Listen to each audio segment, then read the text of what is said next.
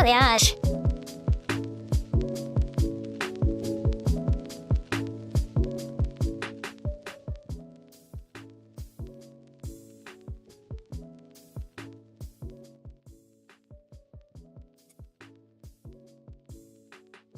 Hey everyone, did you miss me?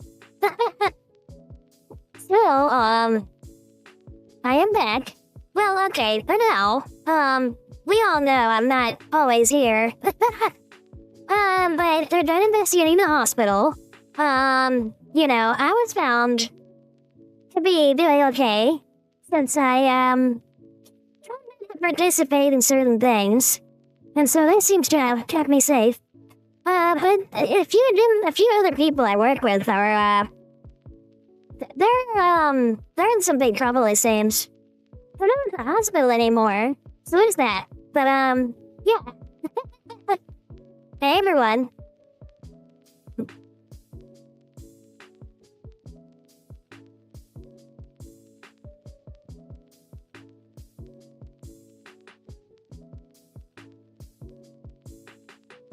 Okay. So... we've got something to watch. Okay, I need to...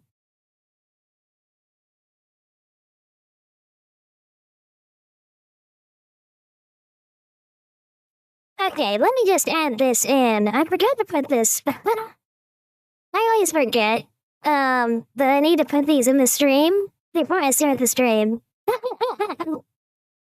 He's so much better at this than I am.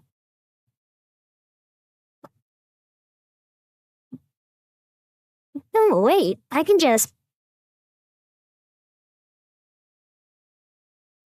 there we go. Yeah, I can just do that. Then the link.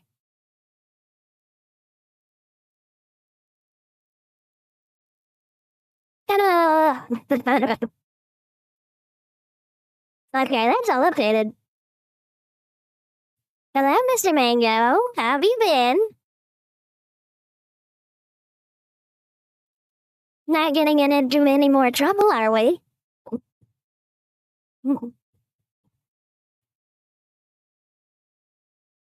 And I appreciate it. Thank you very much. It's decent, huh? Ooh. I wonder what you did. Always the young ones getting into trouble, of course. As Badger would say.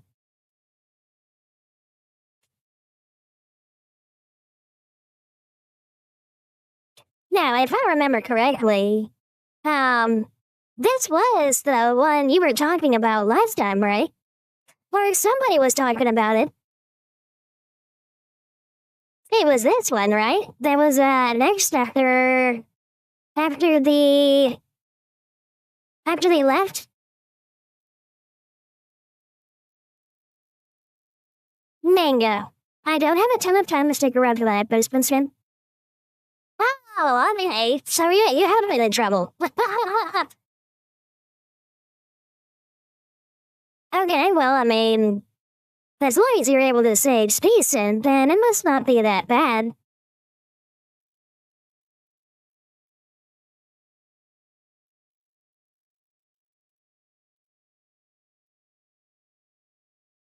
That one, being addressed. So... this was the next one, I believe. From the Black Pants Legion, and with Mr. Tex. Battletech mechwarrior lore. Tex talks Battletech. A primer on the clan's what? Okay, I think I'm ready for this. Maybe. We will find out together, I'm sure.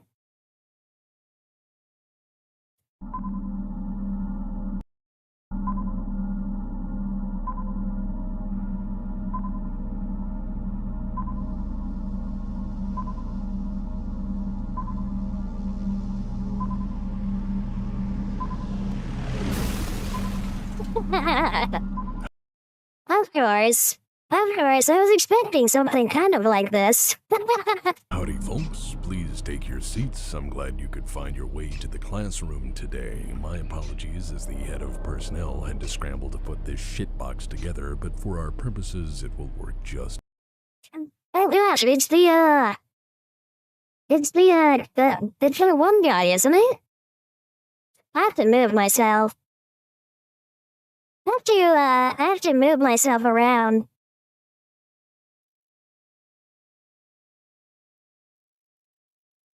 But yeah, isn't that the guy from the other time?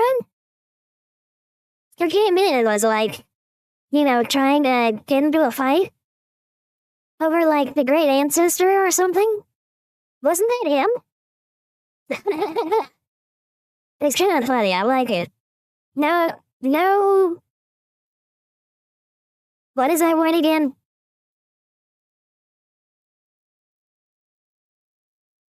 Patrols?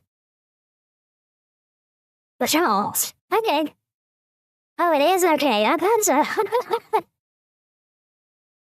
I was looking, I was like, wait, he looks familiar. Okay. And now I'm back. Let's go. Fine. We should be fine assuming the station doesn't explode, which it almost certainly doesn't with terrifying regularity. Anyways, let me log in with my ID here and we'll just ignore that for now. Eyes up front and please ignore the noise.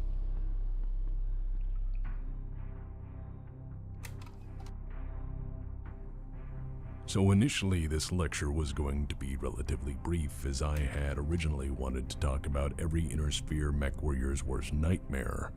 These assholes from beyond the deep periphery and their attempts to party crash the Inner Sphere one battle at a time. This lecture was originally focused on Clanner elementals only, their power armor, battle history, and then afterwards to let you guys decide whether they were either first-rate murder hobo shock troops or merely convenient footballs for your assault lance.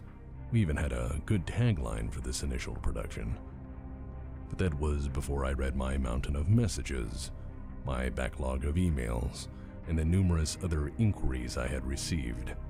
You see, I had made what we call in the education business a fucking boo-boo. I'd put the spotlight of historical inquiry onto a big subject, and as a result, people had a multitude of follow-up questions. Which I suppose is my own damn fault. After all, I'd followed up a major history lecture two-parter with a relatively brief history on a middling, if borderline, generic General Motors product. Through communication during office hours, I became distinctly aware that my audience wanted to know what in the hell became of the SLDF in the years and decades after the conclusion of the Civil War. Okay, yeah, so that was the part. Okay, so this is the next part. Okay, that makes sense. It's really nice of him to, like, read what everyone is saying and be like, okay. It's pretty nice, that he's like, okay, I've heard you, and now I'm going to do something about it. It's very nice of him. I like Mr. Dex. And how they had fared in the deep periphery on their exodus from the Inner Sphere. The main question was this: how in the hell did the battle-scarred survivors of the legendary SLDF slowly turn into, well, these guys? Having heard your questions and acknowledging fully I left a great many threads hanging, I adjusted the scope of today's lecture accordingly. Today we are going to discuss the eventual fate of General Alexander Kerensky, his family, and the remnants of the SLDF who followed him into the unknown. We're going to talk about how, out there in the deepest reaches of the periphery, they forged their own destiny, and how the needs of survival changed them, and, well, how they eventually decided to return to the Inner Sphere to right past wrongs. So, that being said, welcome to the lecture on Exodus to Elementals, a relatively brief primer on the clans. Brief by my definition anyways. Then again, I suppose my tenure does allow me to say whatever the fuck I want. I must offer my sincerest apologies ahead of time for those who will want me to cover everything in fine detail, as the scope of this lecture only allows for me to hit the main points and at times only briefly so. I assure you, many of these subjects will be covered in far greater detail as time and interest allows through future lectures. This lesson itself is intended to serve as a primer for understanding the clans and their ways. I apologize as well to those kept waiting for the development of this lecture, as I had taken a mandated sabbatical from these projects for my own well-being. So, without further ado, fill your glass and dim the lights, and we shall begin.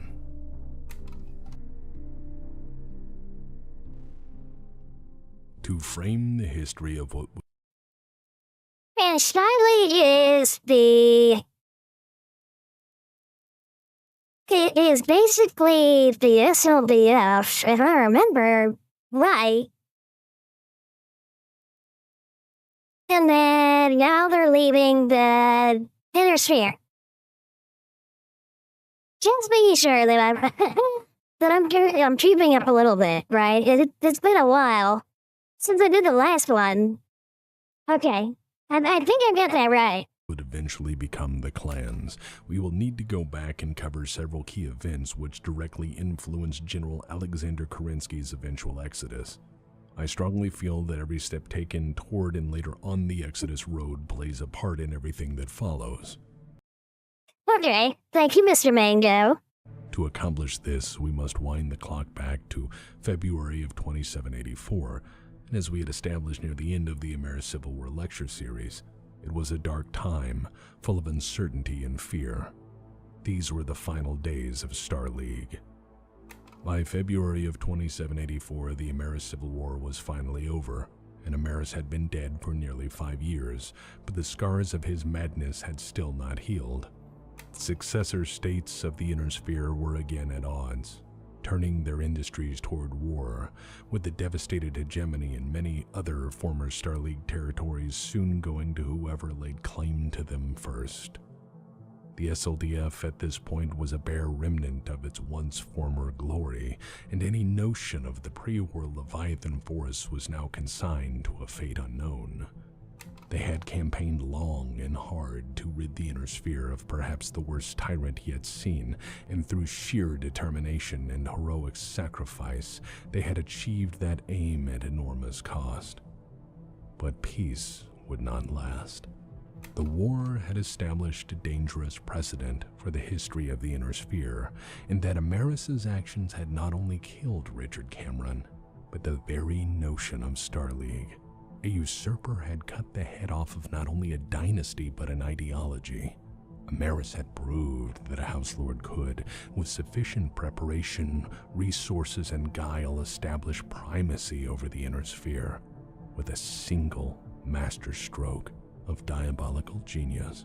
Star League was at this point reduced to the bare remnants of the damaged hegemony, the SLDF, and whatever the House Lords had not claimed for themselves immediately following Ameris' demise.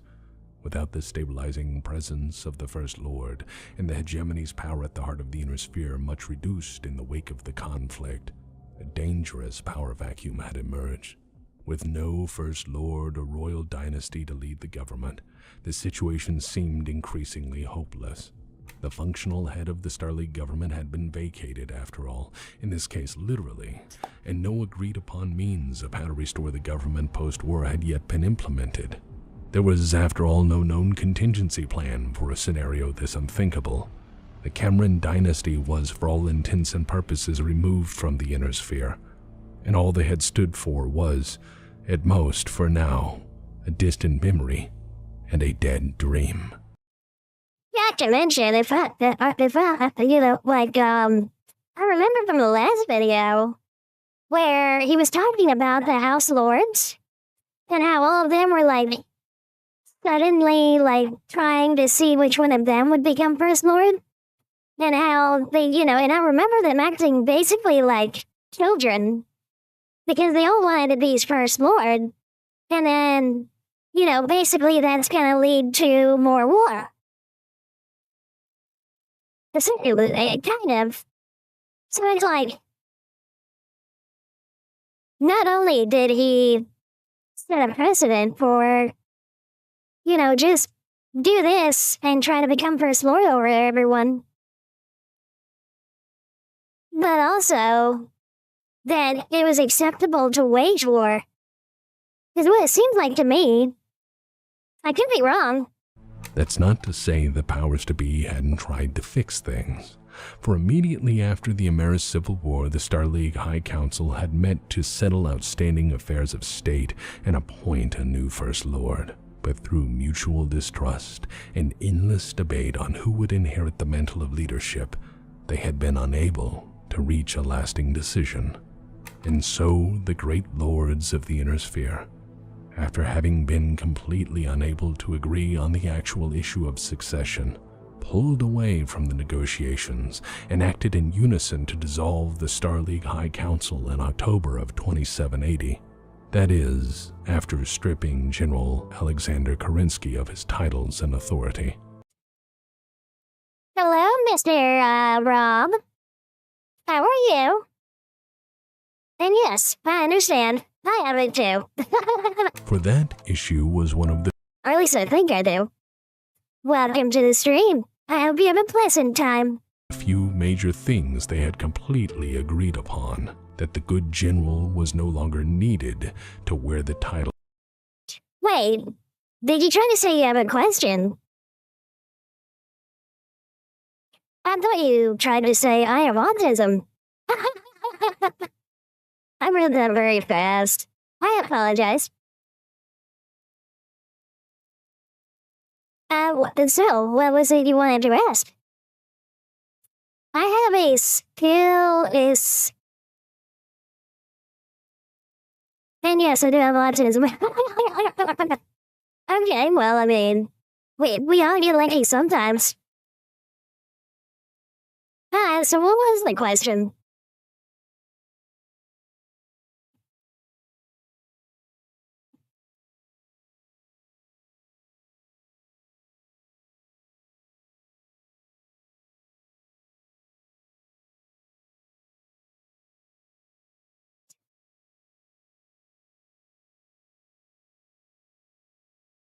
Just in case.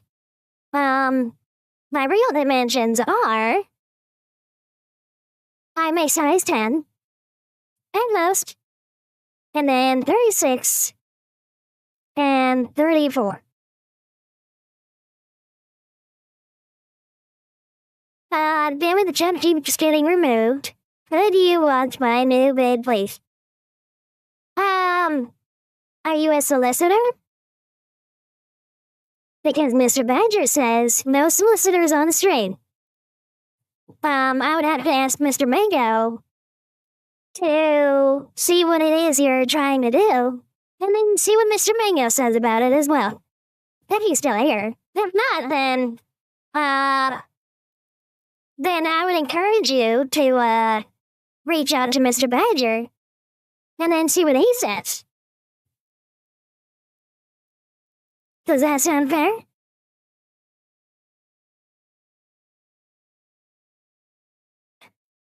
Thank you, Mr. Mango. I don't think he meant any harm, but Mr. Badger did say no solicitors. So, I guess he probably would want us to try to figure out what he was trying to do. I'm not really sure what to do with these kind of things. But thank you, Mr. Mango. Shall we continue? Of protector. The great lords of the Inner Sphere were in part terrified that the general would, through his legendary leadership and command of the SLDF, take control of Star League if he were to remain in any position of significant authority. There were also very real concerns that even if they had agreed to appoint a new First Lord, Alexander Kerensky would shape the future for any political dynasty as he had tried to do with the Camerons. The fact that Alexander Kerensky had brought Ameris to justice. Okay, thank you, Mr. Mango. Yeah, I'll send him a message. He said he was busy doing something when I texted earlier. So I'll just text him again. But thank you, Mr. Mango. I appreciate it. Well, honestly, I didn't know what to do. Because he didn't seem like he was trying to disrupt the stream, but at the same time, it sounds like he was trying to solicit. Or do solicitation. I bet he doesn't like that. But yeah, I'll text him. Justice was lost on them. The fact that Kerensky had seen the evil in Amaris and acted upon it, that he had tirelessly crusaded to save the Star League from its greatest threat, that he had refused to back down, to give ground or give up through many hellacious campaigns were all irrelevant considerations from the perspective of the High Council. To them, he was just a general, and to them, generals were easily replaced. But as history would have it, General Alexander Kerensky had other plans. After they dismissed Kerensky and his grand notions of rebuilding the Star League, they made one more fateful decision. The great House Lords of the Inner Sphere agreed that Jerome Blake would be appointed to the position of Star League Minister of Communications in order to rebuild the Star League's shattered communications network that they all relied upon. The great houses all needed the HPG network, which had been nearly destroyed during the war, and couldn't trust anyone other than a dedicated neutral party to oversee it. This decision would have far-reaching consequences of its own, but I will get to that lesson in time. You know, Jerome Blake, he kind of reminds me of like an Abraham Lincoln, you know? I like, dude, because like there's this picture in my brain of like, when I saw pictures of Abraham Lincoln, from like history books and stuff, and then he doesn't look too different from this. I do love it though, I really do. It's pretty cool that they have something like that, but it's like in the future. Reaching consequences of its own. But I will get to that lesson in time. And after those few decisions... Mr. Mango, it's the beard. Praise Blake. Praise Blake? Okay, Mr. Jerome Blake looks like a very serious, and very, a very straightforward, kind of corporate, guy. Like a middle manager. Or maybe like a Civil War president? I don't know. How would I praise him? I don't know much. Wait, he was friends with Kerensky, right? So that means he's like a good guy. Kind of. But yeah, so praise Blake. How would I praise him? He is, I don't know, he sounds as epic as he can. I'm not really sure. He seems like a good person. There we go, that's praising Mr. Blake. Oh gosh. It's Battletech. It's a Battletech thing. We will teach you about the Jihad later. And the Dark Ages. Oh gosh. Blake spawns the single worst faction in Battletech that nearly kills the universe. No, you just say praise Blake, that's it. Oh. So, what did he do? Like, he said some things some people didn't understand, and then they took it out of context, and then they did evil things, basically?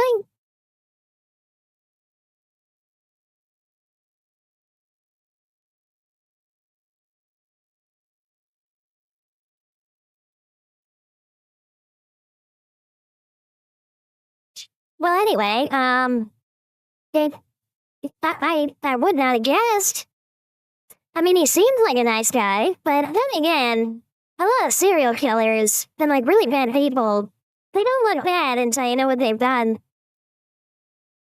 He spawns a cult in Comstar that spawns the word Blake, and they nearly nuke the universe back to the Stone Age. The Jihad is worse than all 3 succession wars in terms of mass destruction and bloodshed.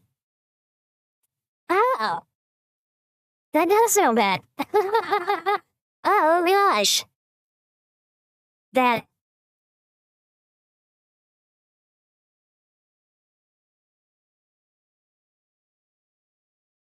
Wow.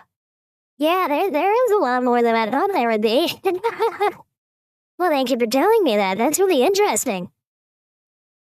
Oh, it's this guy with his, like, this really smug-looking face. If this kind of guy existed, right, and he was, like, near me, I'd have to badger to get rid of him. You know, they made this guy look perfectly, just really, like a really big, like, meaty.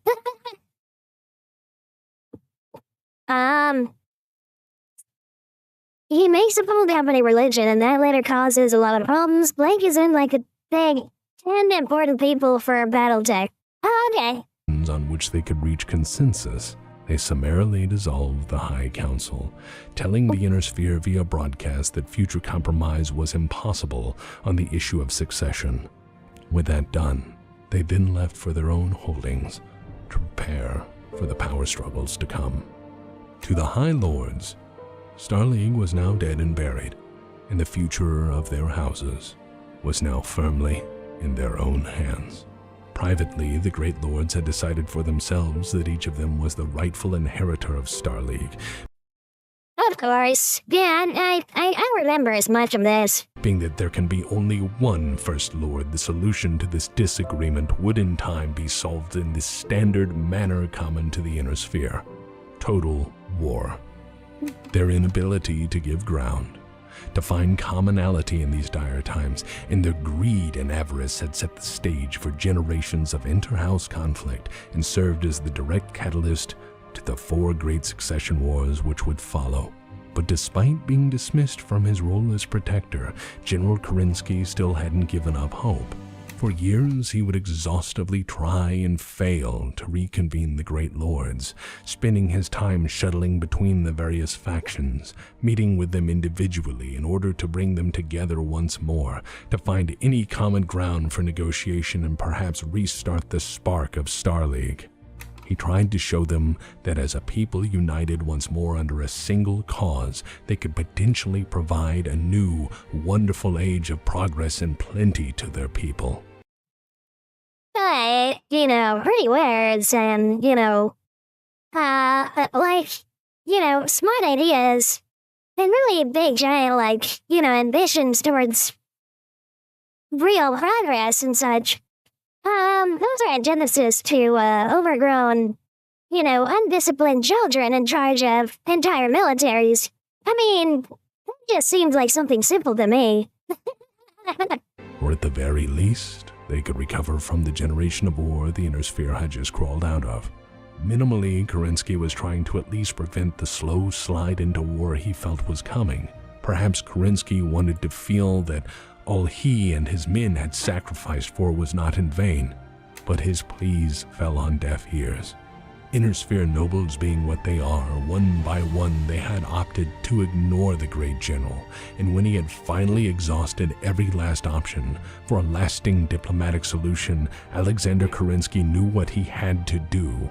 Keep in mind that he alone was still at this point provisionally in command of the single largest military the Inner Sphere had, and most of them were still willing to do whatever the hell the great general said was necessary, even if it meant going to war once more.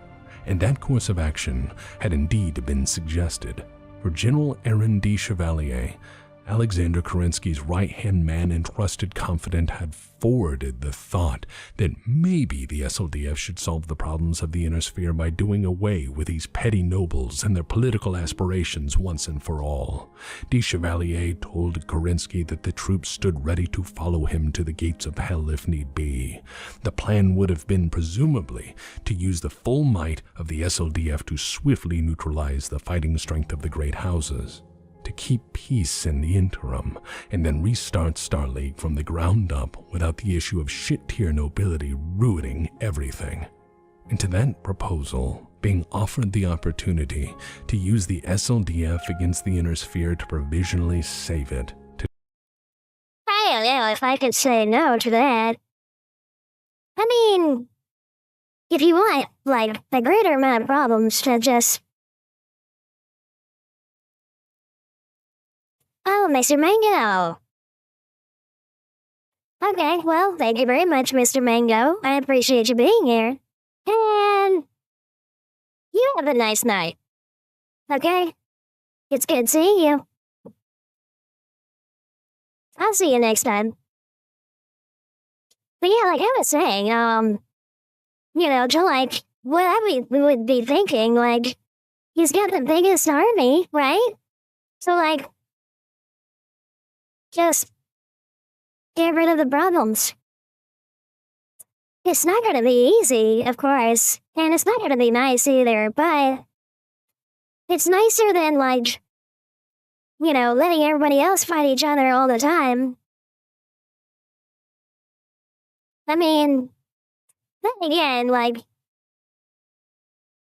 maybe things turn out a bit differently for a reason. Take charge and hold power over the entire inner sphere as a guiding hand.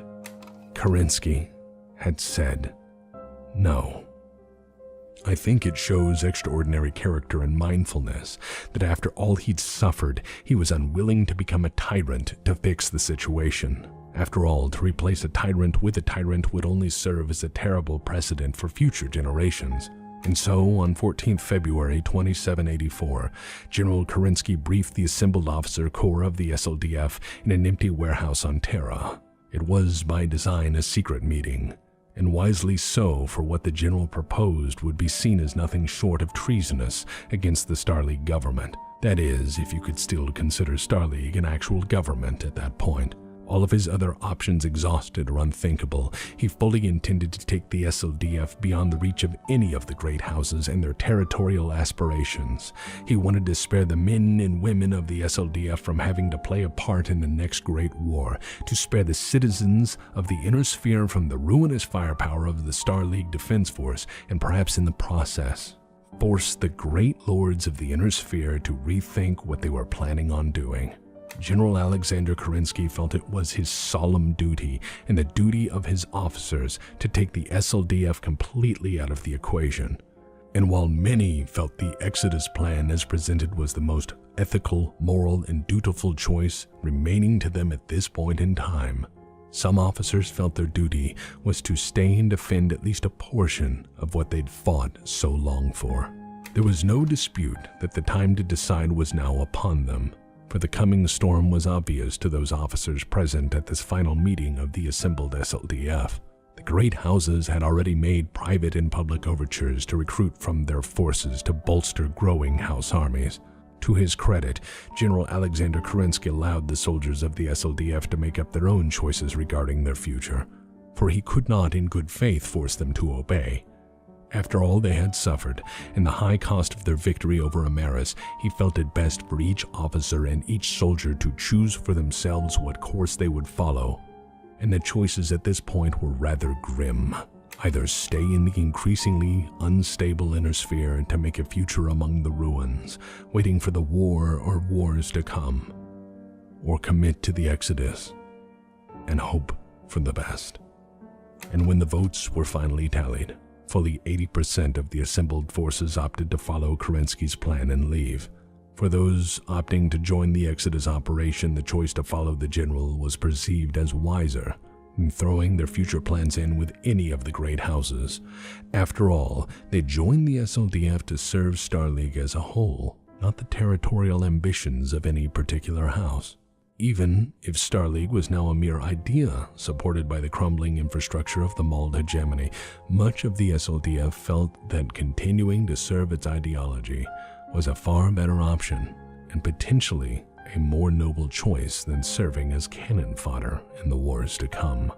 It is also worth noting the cost of the Amaris Civil War. The men and women of the SLDF carried it with them. The war had made an indelible mark upon them all. War has a cruel way of stripping the civilization from a soldier, and piece by piece many of them were reduced to feeling they had nothing left but the uniform they wore. Returning to civilization for many was an unwelcome culture shock.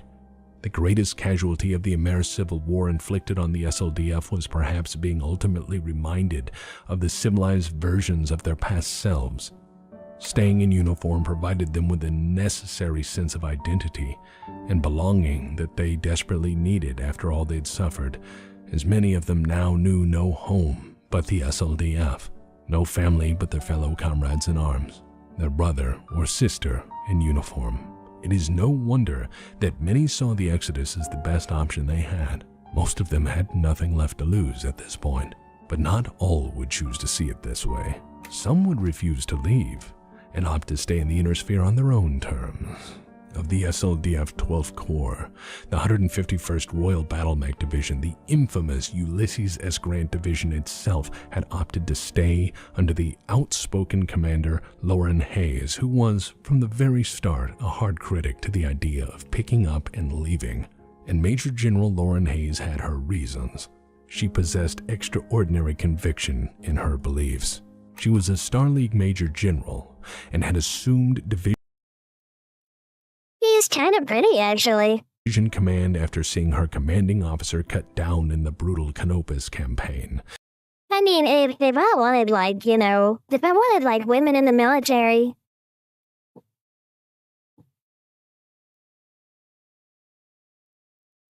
I wouldn't mind this. I mean, come on. I wouldn't, I'm sure. But, all of this put together, I was thinking about something he said earlier, where there were, those who wanted to go to continue serving, and then those who wanted to stay to continue serving, right? And it sounds just like something Badger, told me, from his experience while he was in the army, where it was every time you went to Afghanistan or Iraq or somewhere, he was going there to serve, and then leaving was a bit of a conflict because there were people there that he could help, and he could save and train and, all of that. And he builds these relationships there, but then when he's ordered to leave, he has to leave. It's it sounds kind of like that. I think I kind of, get that. During the conflict she led, Because it sounds like it's put into this, which is really amazing, an amazing way to, add into the story by taking from what actually happens. from the front and a battle master, taking to the field through Operations Chieftain and the final liberation of Terra. Seriously wounded in combat and losing a hand from a direct hit to the cockpit, she never gave up field command and was only fitted with a prosthetic once Amaris was dead and his empire a smoking crater. She was an idealist who saw abandoning their duties and to flee the increasingly unstable political situation as the death knell of the inner sphere and a betrayal of everything Star League stood for. Despite their differences of opinion, however, Kerensky saw in her a glimmer of promise, and in her idealism a semblance of hope for any who opted to stay behind. Hoping in part to preserve a part of Star League in the inner sphere, a deal was brokered, a compromise of sorts between General Kerensky, General Hayes, and Jerome Blake. Those under her command who wanted to stay would join the last vestiges of the Star League government. Jerome Blake was the newly appointed, and as history would have it, final communications director of SL Comnet, and he had immediate need of significant forces to defend his holdings. And so Alexander Kerensky bartered the loyalty of the 151st Royal Battle Mech Division to Jerome Blake to become the military arm of SL Comnet, soon to be Comstar.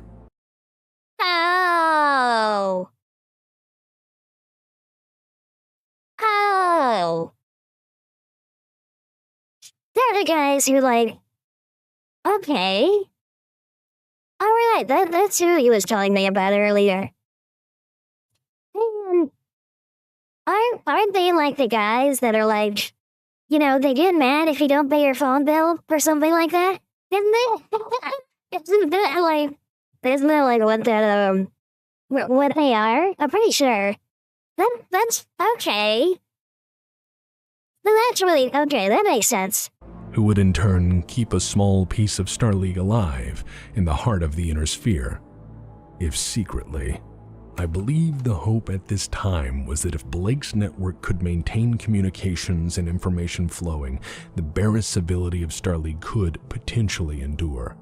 Perhaps the promise of a brighter future could in time follow. However, with the value of the HBG network being what it is, Blake knew he would need a mailed fist to hammer at anyone seeking to impede the free flow of communications, data, and information. Further, this agreement between the SLDF and Comstar served another purpose. Blake could keep everything on the sly until the Exodus fleet had left, and then cover it up from there.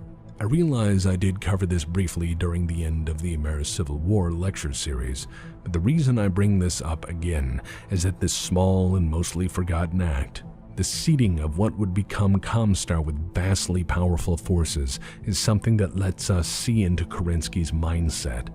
By setting up small parts of the Star League and the SLDFs to survive at the heart of the inner sphere in secret to protect the last vestiges of government, speaks to me that he hoped that maybe, someday, perhaps in a better future, he or his forces may in some way return to restore the former glory of Star League.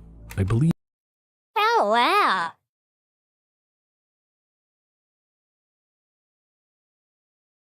So, they're not just like saying, okay, we're done, and then, picking up their balls and just running away. It's not that simple. They're planning for, oh.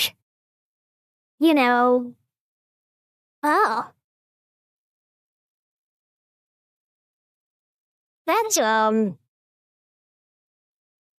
I was just expecting, okay, he's gonna stay here, that's it. And then Kerensky's gonna leave, and that's it. And then everything's over. No. No, they're planning for more. Okay. I expect it's gonna get a bit more complicated very soon. It speaks to the merits of Kerensky's character that while extensive preparations were made to leave the crumbling inner sphere behind, he was also prepared for a way home when the time was right. He would tragically never live to see the end result of his romantic optimism, or how by giving Comstar elite military forces he would inadvertently be shaping the future in ways he could never fathom. The departure of the 151st Royal Battletech Division, and those who sided with General Hayes, was the first major fracturing of Kerensky's command. The second would come shortly thereafter. Some people decided to stay because they'd had their share of time in uniform and wanted a piece of the action for themselves. Realizing the economy of the inner sphere was gearing up for the mother of all wars, they opted to put their long-honed battlefield skills on the open market. Several pieces of the SLDF knew full well that the inner sphere's chief product was war, and that the great lords needed little, if any, reason to slug it out. And so these people realized that their unique skill sets, hard won on the battlefield, could provisionally make them exceptionally wealthy. Numerous mercenary units formed from the various combat commands of the SLDF who had opted to not partake in the Exodus, among them the infamous Eridani Light Horse, the 4th Tau Ceti Rangers, and the Screaming Eagles. Many of these units and others would serve with the utmost distinction until meeting the SLDF again. But I do promise to cover more of their ultimate fate in time. Of the monolithic Hobbesian Leviathan that was its pre-war strength, only 113 divisions of the SLDF remained post-Ameris Civil War. And of those, over 100 divisions had opted to follow General Alexander Kerensky away from the coming conflagration.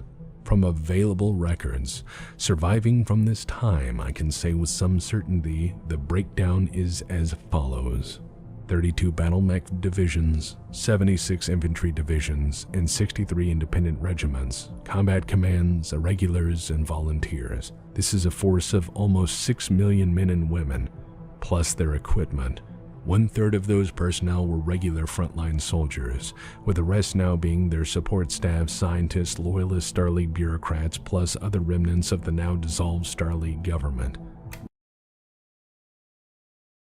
Oh my gosh. 6 million? That's a lot. That's like... I want to say that's like 2 or 3 Americas. Like, because I know our military is giant, but oh my gosh. That's awe-inspiring. That's a lot of people. Once finally ready and assembled in their staging areas, the fleet itself was 1,392 jump ships, escorted by an armada of 402 warships. Between them, they had a total drop capacity of 5,000 first-rate dropships. Even diminished as they were from pre-war strength, this fleet was the single largest concentration of force currently present in the Inner Sphere. Large as this force was, moving through the increasingly contested Inner Sphere took enormous care, and would have been fundamentally impossible without the full compliance of what would become Comstar. Still, the great houses of the Inner Sphere understandably grew nervous when Kerensky's massive fleet arrived in system, and despite the persistent communications difficulties on the still damaged HPG network, the sporadic rumors of Kerensky's massive fleet moving through the Inner Sphere persisted. When signaled directly or asked what his intentions were, General Kerensky would respond the fleet was on extended maneuvers, an excuse most decided to believe, because they couldn't do a goddamn thing about it. On the 8th of July, the Exodus order was given, and the fleets jumped. They made their way through the territory of the Draconis Combine, headed straight for the periphery.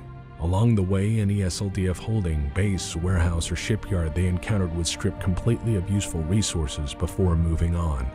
From New Samarkand, the fleet assembled again, and Kerensky made a last choice before leaving the Inner Sphere forever. He followed the suggestion of one of his rank-and-file soldiers and donated the remains of Stefan Amaris to the New Samarkand Medical School.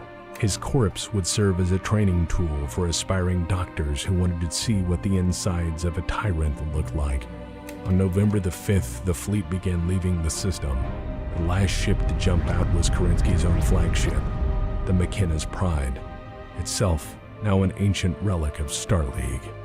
As far as Inner Sphere historical records allow, the fleet was last spotted over Gutara 5, and shortly thereafter, they faded into memory. That is to say, from Inner Sphere historical records, they ceased to exist for the most part, but some would always wonder where they had gone.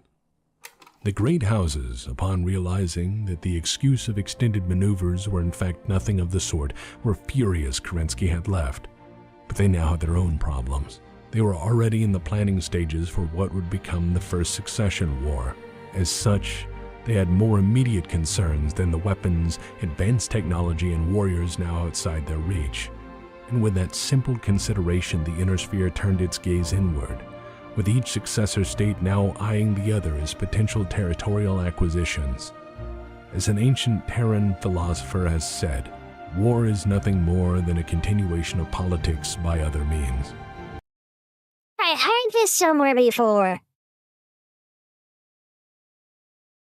They sent it in here from, whoever he's listing here. I heard it from someone else. But I don't remember who. I was like listening to like YouTube. And I was like, cleaning some equipment. Like so some of our stuff in the hospital, we put into like, basically like, kind of like an oven. And there's like another machine they put our instrumentation into, where it's like, it's cleaning it and sterilizing it and all that. And so I was doing that and I was listening to somebody when I heard them say this same thing. War is nothing more than a continuation of politics by other means. I just can't remember who said it. I was zoned in, doing my work, helping out. Baby girl, What would follow would certainly be that, and more. Soon enough, there would be a war, the likes of which no one had ever seen, and 3 more after that to prove, in my humble opinion, one thing.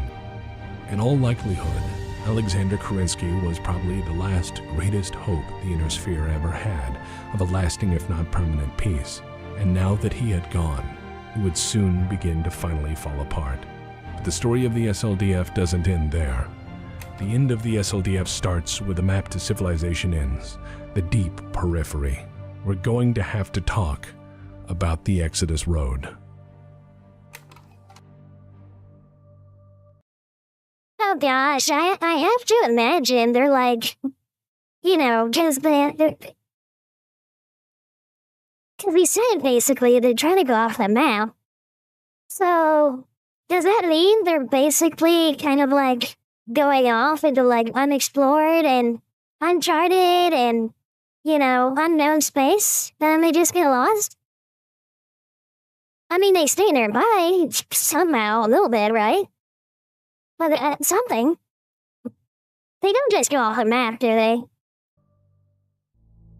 Throughout history, there has always been the edge of the map, the frontier, that place where all knowledge of what may lay beyond being the providence of rumor, superstition, and fear. Oh my gosh. So basically he just said that for the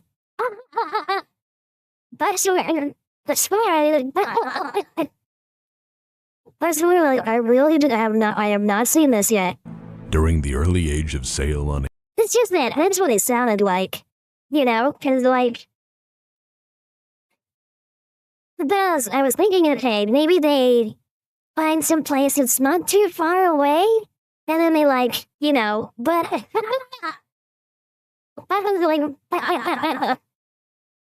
oh gosh. Thanks, Coleman. Welcome to the live stream. For a moment,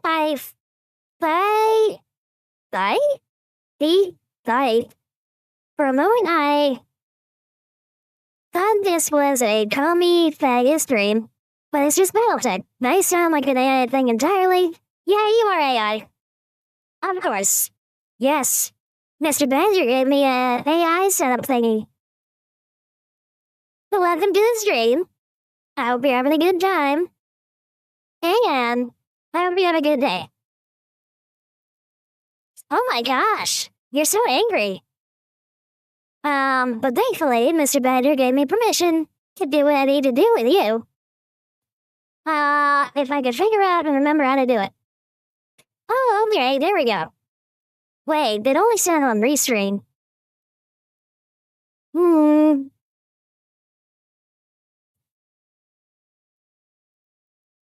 Oh, okay, so I can block him. Okay, that's pretty cool. Well, anyway, thank you, Mr. X-Comer, for joining the stream, and now bye forever.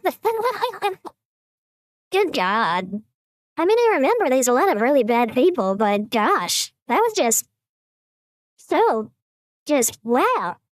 Someone's unsupervised toddler was there.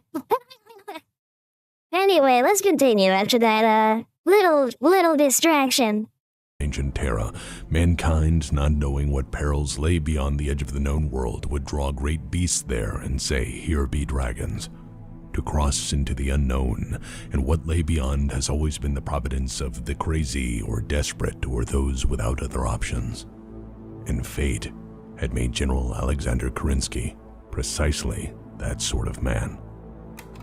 And so, the enormous Exodus fleet made careful progress into unknown territory. The deep periphery was at best partially charted space. Long ago, the Inner Sphere had stopped putting big money into programs of deep space exploration, instead opting to improve the holdings they had or fight over them. It is believed that General Alexander Kerensky only had a vague notion as to their eventual destination. Before departing, in preparation, he downloaded the total sum of data from the defunct Star League Astrological Mapping Corps, copying every last chart and map file, and then destroyed the originals. He wanted to ensure none could follow them.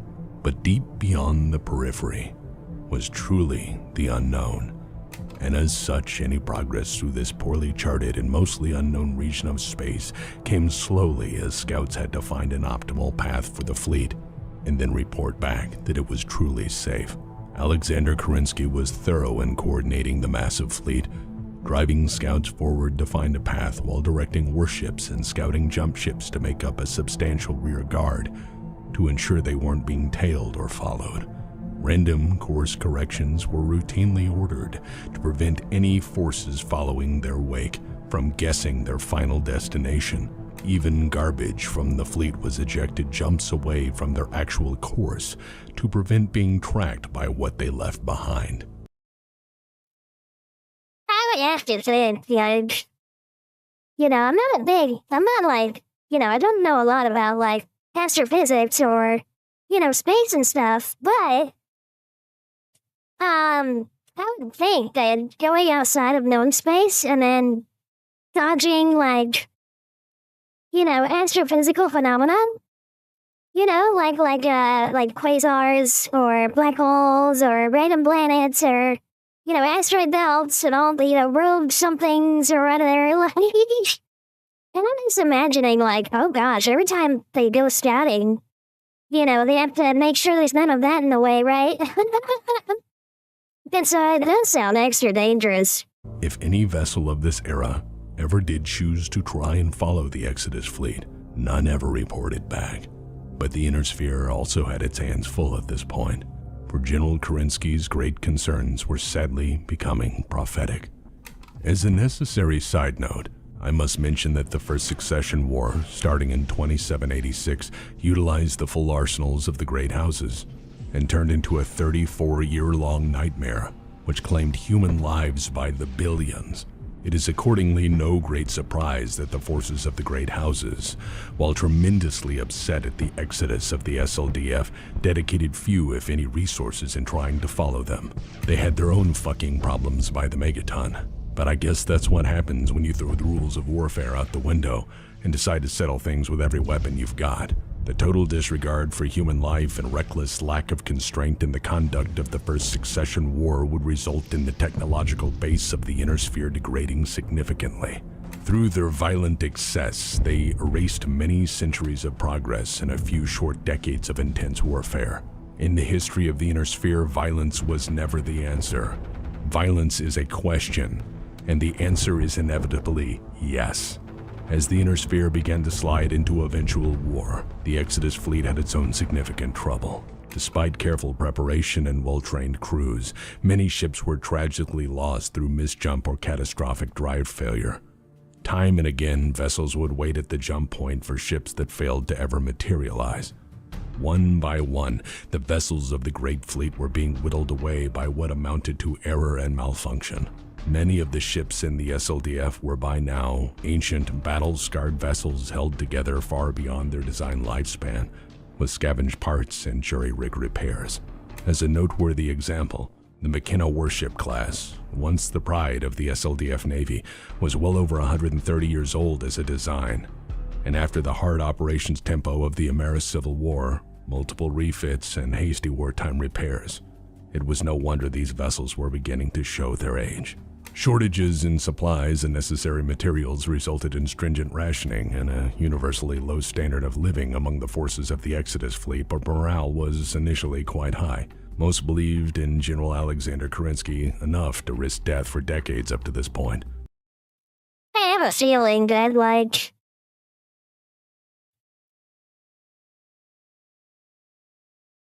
it's gonna end up like some of the stories that Badgers told me about, like, war. Where it's like, once you got nothing to do, then other problems seem to happen. People have a tendency to have a hard time sitting still, is what he says to me. Which is why, like, they're, they do extra training or, they go and do other things. He described it, kind of like if you weren't busy with one thing, you had to be busy with another, or other problems would start happening. And that was with, like, certain people in certain places. So imagine it'd be kind of like that, I think. So the perils of the unknown were just yet another challenge to overcome. However, as fate would have it, this road would be longer than they had ever expected, and after a few months of jumping into the unknown, and now with the inner sphere far, far behind them, some began to express significant doubt. Tensions grew slowly at first between the crews, between the civilians and the military. Some began to consider that the inner sphere was far from perfect, but it was at least civilization, and out here was anything but. With every jump they pressed on, the SLDF began to crack from these stresses, as more and more of the fleet wondered if leaving everything behind was really the best choice they could have made.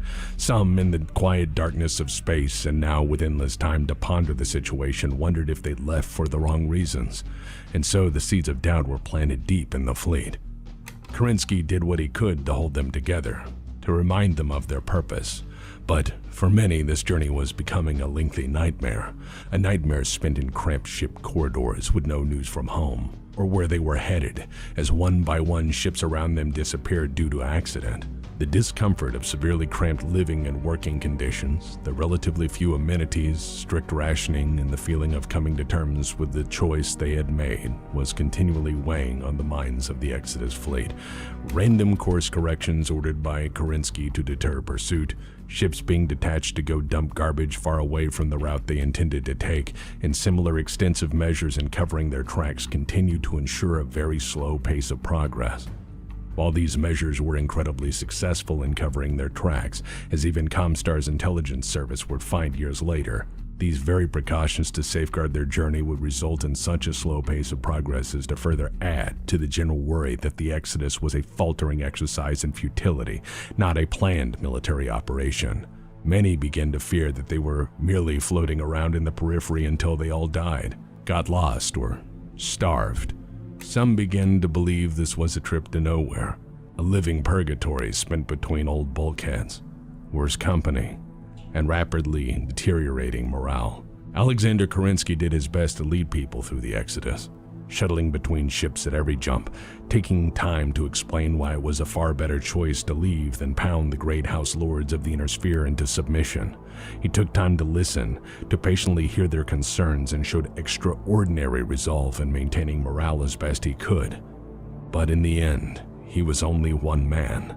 While Alexander Kerensky knew how difficult it was to hold people together through the uncertainty and chaos of a long war, he found it all that much harder to hold them together through peace, especially when all there is to do is wait and see what the next jump brings. This wasn't helped by the general's own family fucking things up. At the start of the Exodus, General Alexander Kerensky revealed he had a family. He'd been married for nearly 2 decades by the start of the Exodus, but had kept that fact hidden save for a few trustworthy souls. The years leading up to the American Civil War and the time following it had been chaotic. To protect his family from reprisal, he had kept their place in the inner sphere a necessary secret. His wife and his 2 sons had been in Moscow during the Ameris occupation, and their anonymity had most certainly assured their survival. Trapped on Terra during the war, Katyusha had bravely resisted Ameris' occupation, committed herself to sabotaging the regime at every chance she had while bitterly fighting for her family's survival. She was tough as nails, was nearly captured on a handful of occasions, and even shot twice. Throughout, she maintained a spirit of defiance and resolved for her family's sake to never give up. But while Alexander Kerensky's wife Katyusha was a bedrock of emotional and moral support, his sons were a colossal pain in his ass. Oh no. Oh no. Does that mean his sons are like bad people or something? Also? Kind of like how Blake, ends up being kind of a bad guy or something like that? Is that like what's gonna happen? Is that like... Oh no. I don't want more of it. I have, to this point, been largely unbiased. But when it comes to the general's sons, I can't guarantee to hold my tongue. They are responsible for their actions and everything that followed. You have been warned. In some history circles, it is often suggested that any competent ruler or leader will be eclipsed by the sheer incompetence, stupidity, or madness of their heirs or offspring. Some historians have even chosen to mark this problem as an unavoidable progression of any dedicated ruling class, wherein a great unifying ruler will pass the reins onto the less capable and far less competent heirs, and so that in a few generations any dynasty will undermine its own foundation and result in total ruin. So I suppose this is where I introduce Nicholas and Andrei Kerensky. Yes, I know in agreed-upon sources it's put as Andrei, but I'm not going to say that, because my brain will autocorrect it every time, and while I would like to label Nicholas and Andrei as the goofus and gallant of the Kerensky lineage, the comparison would be tragically incorrect. Also, I think...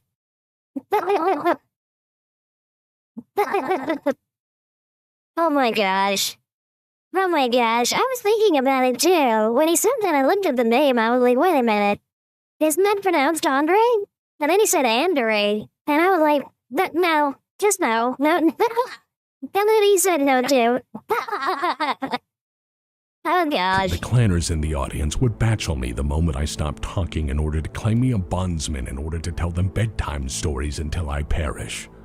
So in the interests of a temporary peace, I think I'd rather label them as what they were, flawed men in the shadow of a truly great one. Nicholas Kerensky was the elder son of General Kerensky and of near zero historical significance at this point in his life. Not saying he was crap, but comparing him to his father is like comparing raisins to wine. Same ingredients, but far different outcomes. As a person, Nicholas Kerensky was known principally for being exceptionally manipulative, especially where his own legacy was later concerned. Clan records revere him as being a near saint, but he had a major hand in writing his own legacy. Further, I suspect that his creative historical revisionism was exercised to enhance his standing, associate his legacy with the great accomplishments of his father, all the while downplaying his many faults. I feel that Nicholas Kerensky feared that history would realize he was nothing more than the troubled son of a great man, desperately trying to hold on to the significance of his legacy and through that ensure his own place in the spotlight. What I can say with any certainty is that he was only 2 when the American Civil War started, and only 16 when it ended, so any reports of him having played a significant role in the conflict are probably horse shit. However, records of his deeds from this time period are hard to find, as those who survived the American occupation of Terra seldom spoke of the atrocities they endured. I believe this made a mark on him he would carry his entire life. He was a brash and headstrong man with a propensity to try to get his own way regardless of the consequences. No. She just... Okay, so basically he's a really bad person. That's what I'm hearing here. In so many less words. Mr. Text puts it in a way where it's like so fun to listen to. I would just say he's a bad person. As far as I am able to find, he trended towards sociopathic behavior with deep-seated emotional issues no doubt stemming from the horrors of the American Civil War. But more on that in a bit. Andrei Kerensky was Nicholas's brother and was the younger son of Katyusha and Alexander Kerensky. He was born on Terra but spent most of his childhood trying to survive in the shadow of Maris's security forces. By his adolescent years, he was fighting alongside local resistance forces from their Moscow base. I believe that he was above all quite humble and content to play whatever role history assigned to him. He was also a bit naive and trusting in the extreme, especially where his fellow SLDF personnel were concerned, and doubly so for his family. And it was through this trust he was directly manipulated by his brother Nicholas into encouraging the dissidents in the fleet to act on their desperate dissatisfaction. Did I mention Nicholas Kerensky was a manipulative sociopath? Oh no. No. Poor Andre. So he has a brother who's just an absolute, he's a big meanie. He's a very bad man. And he's like this nice, like, puppy. And he's being taken advantage of by, like, his brother. To, like, make his brother look better or something like that. Like,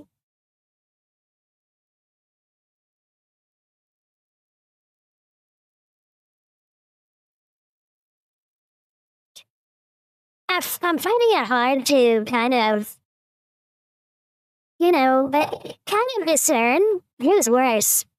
This guy or Amaris? They sound similar. And we know how that typically plays out, right? What is known for Oh my gosh! And Tex agrees. I swear I have not seen this before. certain is that Nicholas Kerensky used his brother Andrei to encourage those among the fleet who thought the exodus was a mistake into what would become an open mutiny. Why he did this is a bit harder to pin down, as the records of the event are probably revised by Nicholas himself and naturally paint this as the weakness of the men and women in question, not his own manipulation. Perhaps Nicholas felt it was time to take charge away from his aging father. Perhaps Nicholas felt it was now his destiny to lead the Exodus fleet to the Promised Land, as his father had led them through the war. Perhaps he was tired of not being the center of attention and wanted his moment in the sun to steer his own destiny for once.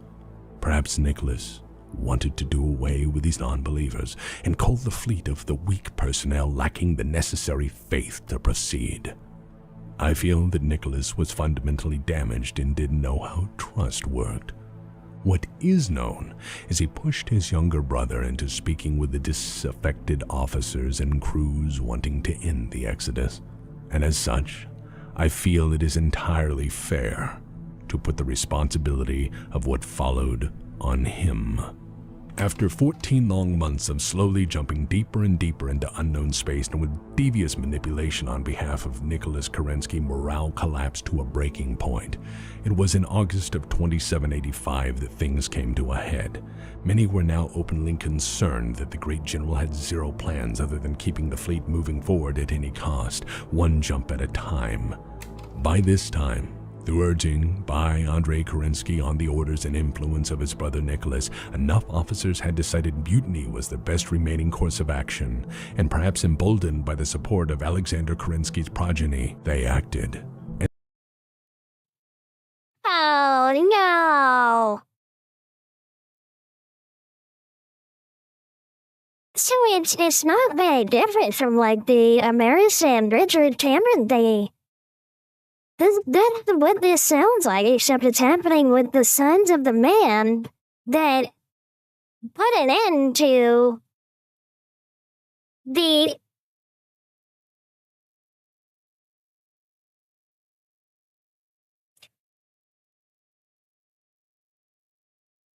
poor Nicholas like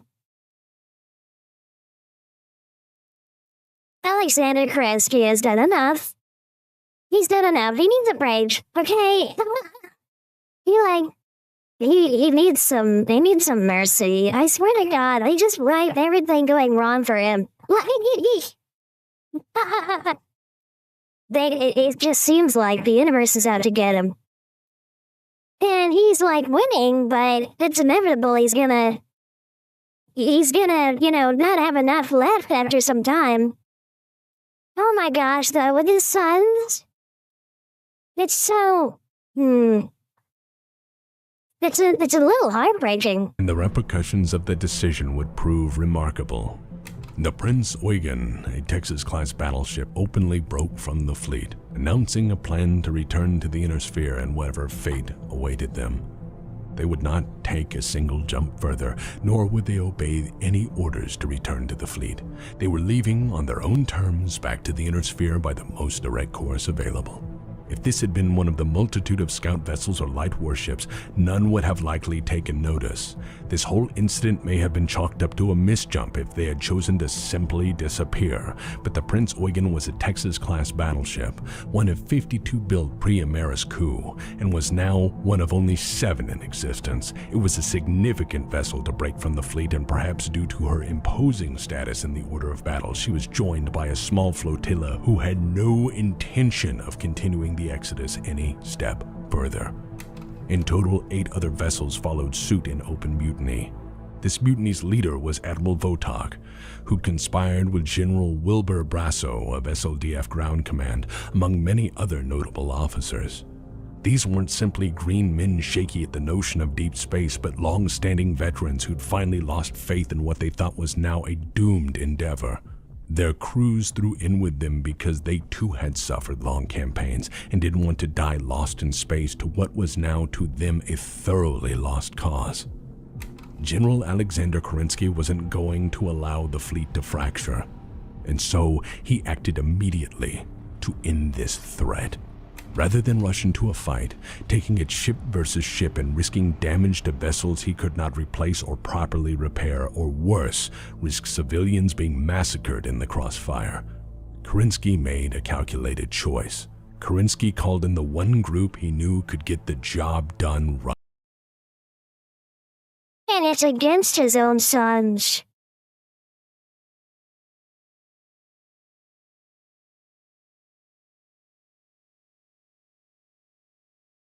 Why does the universe, this universe, hate this man so much? What no good deed goes unpunished, huh? Right. He called on what remained of the best, the goddamn Black Watch. Kerensky called Major Elizabeth Hazen of the Black Watch to his side and gave her orders to bring the ships back into the fold, to stop the mutiny and restore good order by bringing the mutineers to immediate military justice. To face off against the entirety of a mutinous warship flotilla, to combat its crews, marines, and support staff, Hazen took only a force of 160 Black Watch Marines. The crew of the Prince Eugen probably knew they screwed up the moment the drop pods hammered into its hull. Still, they had a distinct advantage in numerical superiority, years of training, and total familiarity with the vessels they'd operated through a long war. The Black Watch, however, had batshit crazy on their side. By this point, the battle-hardened veterans of the Black Watch were people who'd seen enough nukes to find them frankly fucking boring, so a zero-G space battle boarding action was a walk in the fucking park.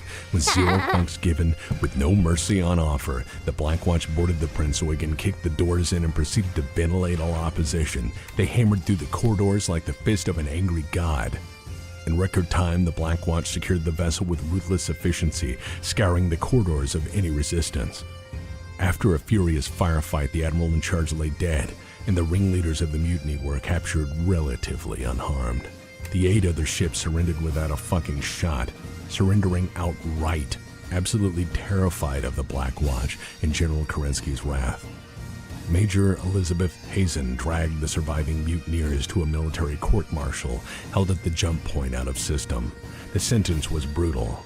After all was said and done, all excuses heard and all defenses noted, every single officer at or above the rank of captain were summarily executed.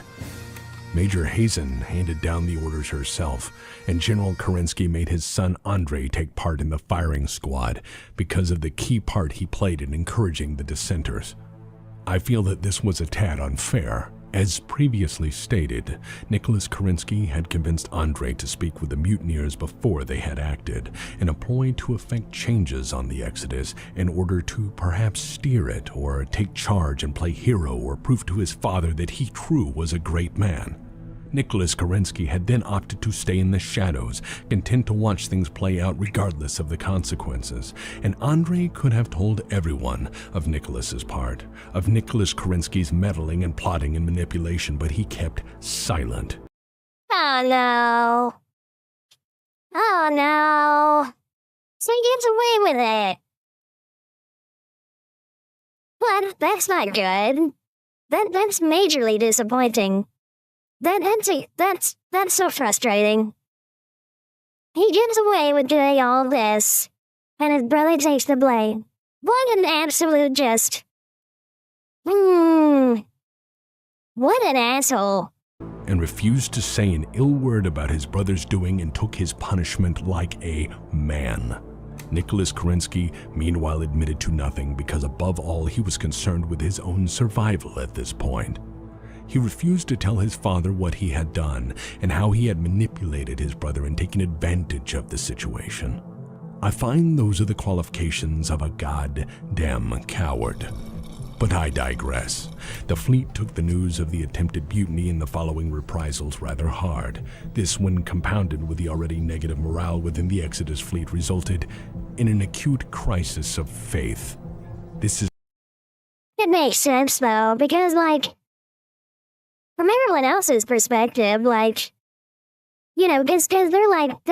they're not knowing, the greater trouble that could be caused by all this. They're thinking of the immediate things and the aftermath. They're not thinking of, this happened, then it would have caused this, and then this would have happened after that. Right? They're not thinking like that. They're thinking oh my gosh, some people didn't want to go anymore, and then they executed them. And that's as far as they did. I mean, that's basically how it seems like to everyone else. And now it's another mess, isn't it? Why does the universe hate Kerensky so much? Poor Kerensky. Because most people in the fleet could, on some level, understand why the mutiny happened. This was all beyond any reasonable time frame they could have ever conceived, as day by day they were jumping further and further off the damn map, deep into the unknown, and when somebody wanted to turn back for what seemed reasonable cause, the effect was brutal reprisal. That's not to say General Alexander Kerensky had shaky reasoning in this case. After all, any vessel that went back would inevitably give away the SLDF's position, or worse, add their firepower to what was undoubtedly an exceptionally unstable inner sphere. Additionally, the breakdown of morale in any fleet jeopardizes its well-being and cohesion. Still, not many shared Alexander Kerensky's convictions. Long journeys into the unknown do strange things to the human soul. General Alexander Kerensky realized the gravity of the situation, and that his sheer will wouldn't hold people together forever.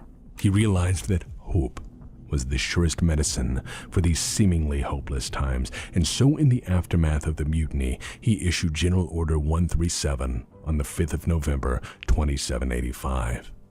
The combined address and military order laid the grounds for why they could not go back, and that they must instead task themselves with building a better future. At the core of what would later be called the Hidden Hope Doctrine lays the following passage. Return to the inner sphere is impossible for us. Our heritage and our convictions are different from those we left behind. The greed of the 5 great houses and the council lords is a disease that can only be burned away by the passing of decades, even centuries. And though the fighting may seem to slow or even cease, it will erupt again as long as there are powerful men to covet one another's wealth. We shall live apart, conserving all the good of the Star League and ridding ourselves of the bad, so that when we return, and return we shall, our shining moral character will be as much our shield as our battle mechs and fighters. The words were chosen carefully to remind people that this was their choice to prevent the greater potential damage to the inner sphere by staying. He reminded them that by their sacrifice, through committing to this exodus, to renewing their pledges to a noble cause, they were preserving, in some small way, the Star League, what it stood for. And by such noble conduct, they would distinguish themselves forever from the savages they left behind. I really do like how I was never a really big, history kind of person. I know Andrew is, That's one of his degrees. But it sounds like they wrote Kerensky to be like, you know, to be like, you know, what it sounds like when we speak of like World War II leadership figures. You know? I like classical, like, generally considered great men. That's what it sounds like they wrote him to be. And it's really cool, I like it. With this order transmitted to the fleet, there was finally the establishment of something concrete. A foundation of belief was laid out using simple language that all could understand, no longer merely running from the inner sphere. They were going to build something new, something better. The reception to the order was everything General Kerensky could have hoped for the SLDF quickly took it to heart. It stood as a reminder of who they were and why they'd made this choice. For the weary fleet, it also provided necessary direction, and through that, it renewed their purpose. Privately, General Kerensky was wise enough in the domain of the human spirit to know full well that words were not enough in the long term, that sooner or later, the exodus had to come to an end. By 2786, tensions were again beginning to rise. People had faith enough, but it was being sorely tested. By this time, they had been gone from the inner sphere for nearly 2 long years. 2 years of endless jumping, of painstakingly covering their tracks, crammed into ships not designed for patrols this long, let alone extended deployment off the edge of the damn map. On the 24th of August, 2786, the fleet happened upon a godsend. Finally, after all their journey, far from the inner sphere, they found 5 worlds that were reasonably habitable. Finally, they had worlds of their own, and on these worlds, they would begin anew. Little did they know the trouble that would follow, for they had brought their ruination with them. General Alexander Kerensky announced to the fleet that they had finally reached their destination, that the long journey was over, and that the time to build was at hand. Soon after, the colonization of what would become the Pentagon Cluster began in earnest. While untamed and by inner sphere standards marginal worlds at best, the Pentagon Cluster was ideal for colonization and exploitation for many reasons. The worlds were near perfect distance from each other for combined defense, trade, and resource sharing. As an added strategic bonus, they were shrouded from the inner sphere by the Caliban Nebula, located just a few jumps away. Not that the inner sphere was intent on sending ships out this far to search for them. At 1,300 light years from Terra, they were now far beyond where any man had gone before. And with colonization achieved, with renewed purpose, and with the hope of a new beginning, the peace they had sought for so very long finally looked possible. For nearly a decade, everything went well enough. From 2786 to 2794, there was a time of explosive development, of rapid expansion, and for many, finally, opportunities for healing.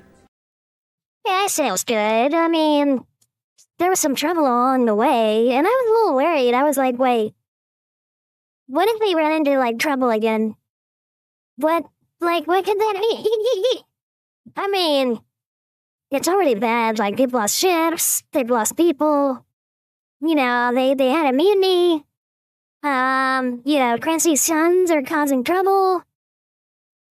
What else could go wrong? They run into just a random, like, inner sphere, or like a house, fleet or something. That's what I was expecting. It's nice that they found some place to stay, though. Like, things should get better, right? General Alexander Kerensky oversaw the creation of Starleague in Exile, a provisional government designed to keep the dream alive, even if 1,300 light years coreward of the inner sphere. It was a time of such prosperity that colonization efforts were soon enough directed to other worlds, namely the nearby stars of what was soon called the Kerensky Cluster. But it was not long before such prosperity would be challenged.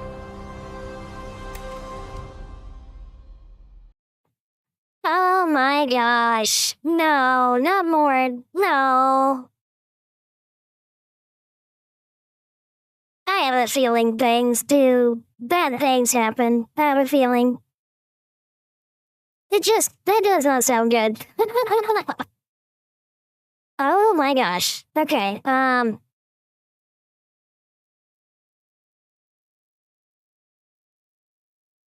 okay, I have to go, but thank everyone who watched for joining me.